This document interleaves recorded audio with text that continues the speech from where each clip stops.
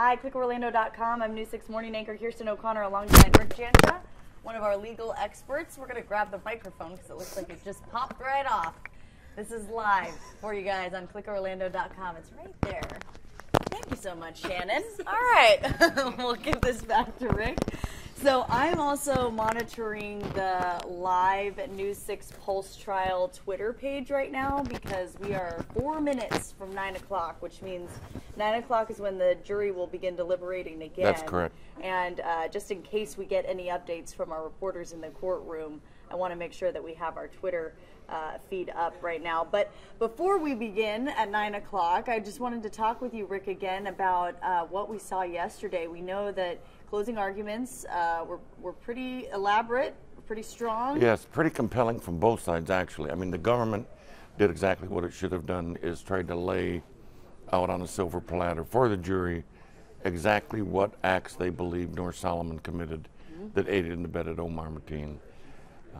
The government, or the defense, on the other hand, hit every flaw that they could find in the government's case, such as the taping of the conversations, the fact, which I thought was very, very good on part of the defense, that look, if part of the statement is false, they used the apple analogy.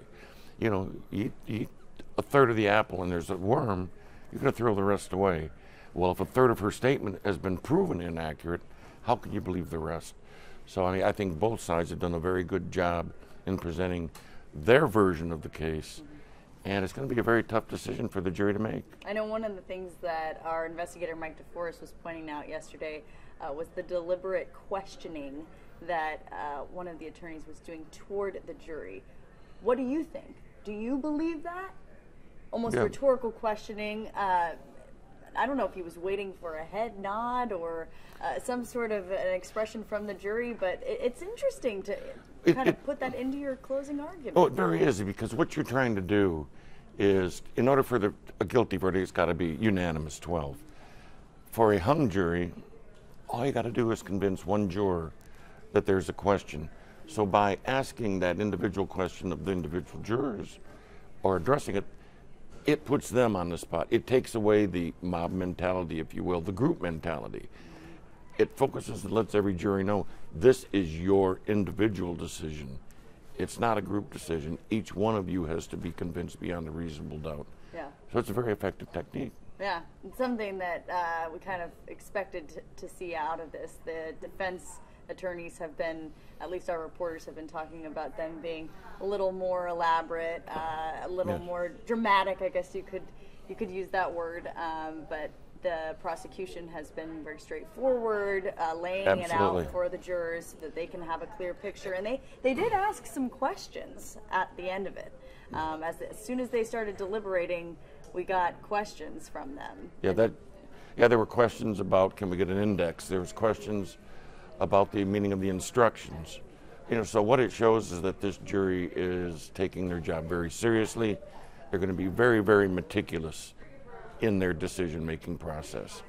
And also, what it shows is there could already be questions amongst jurors as to the meaning of what's going on. So it could show that there's a lot of interaction going on. And like I say, all it takes is one juror for a hung jury. Yeah. The defense just has to convince one. I know that's one of the questions we had this morning as we were discussing this before 9 o'clock. It's just about 9 o'clock right now, which means the jury is going to begin deliberating again in the Noor Salman trial. But one of our questions was, can we look at these questions and find out if they're more for the defense or more for the prosecution?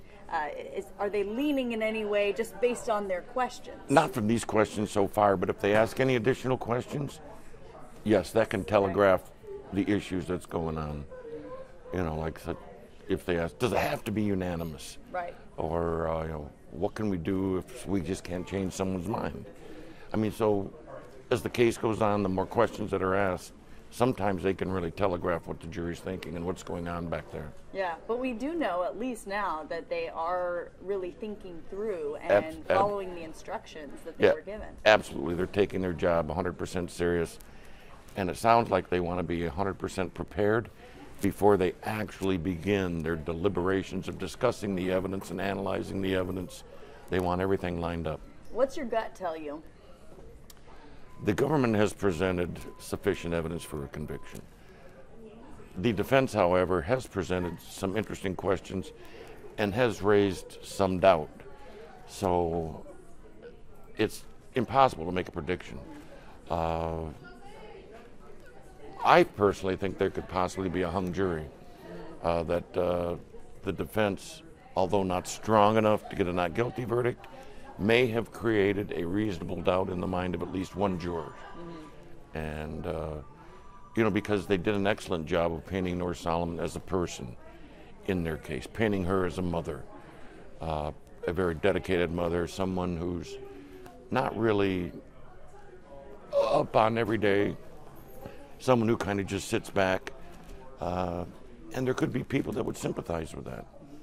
Yeah. And could relate to that. I mean, so they did a very good job of humanizing her as opposed to the horrific events that the government presented. The jury now has the idea that we're not deciding whether a terrorist act was committed. We're deciding the fate of this young lady who's got a child. And it puts them on the spot because, as you said, the defense counsel pointed out and asked individual questions. Each juror is going to have to make that decision, and they're going to have to live with it, whether or not they voted guilty, not guilty in this case. Right. This jury, too, we don't know who the jurors, the final jurors are. The government and the defense, they know, but there were some alternates. Yes. And they won't know until now who those people are who will be making the final decision. And what's important, and why it's impossible to predict a jury case, is there's a big dynamic that goes on once you pick the 12 and the personalities. Generally, the strongest personality becomes the foreperson. And the foreperson can direct the deliberations and can influence the deliberations in a lot of ways. So it's going to be very interesting. I wish I was a fly on the wall so you could sit in the jury room and just hear what the dynamic is, but unfortunately, we may never know. We'll never know. Yeah, unless they come out and talk about it later, which we've seen in some high-profile Sometimes cases. that happens. Federal court, I doubt it'll happen. Right. I mean, the judge is pretty adamant in, look, you can talk if you wish, but, you're opening yourself up to a lot of questions and the whole jury process up to a lot of questions if you do. Yeah.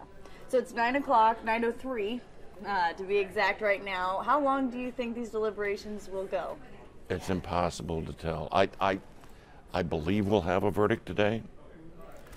If we don't have a verdict today, then in my opinion that would be a very good sign for the defense, that there's really someone that's got doubt and they're really arguing over the case and the facts.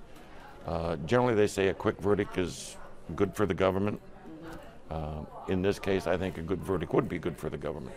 The longer the deliberations go on, I think the defense has more hope that they'll reach a verdict of not guilty or be unable to reach a verdict. And just as far as the logistics go in the federal courtroom, if we get to a certain point of the day, they'll have another break for lunch. Still not allowed to be talking about what they're discussing until... the judge will have lunch catered into them. Okay, so they'll be in there. They won't leave the jury room. Until they're done. They'll keep them in there. I mean, if they want a break, the judge will give them a break, but it'll be very controlled. I mean, once they start deliberations, they're like in lockdown until the case is concluded. And you said if there is a hung jury, what happens at that point? This whole process would start all over again if the government chose to retry the case. I'm sure in this case they would choose to retry it. And we'd have 8 days of jury selection again and probably another 18, 19-day trial. Would it be a completely new pool of jurors? I know we had a giant amount to begin with. We had 600, potentials. You could possibly have some of those that were never questioned brought back in, but then there'll also be new jurors. What are your thoughts about the defense and their discussion at the end and of the government's bringing in that new evidence at the very end?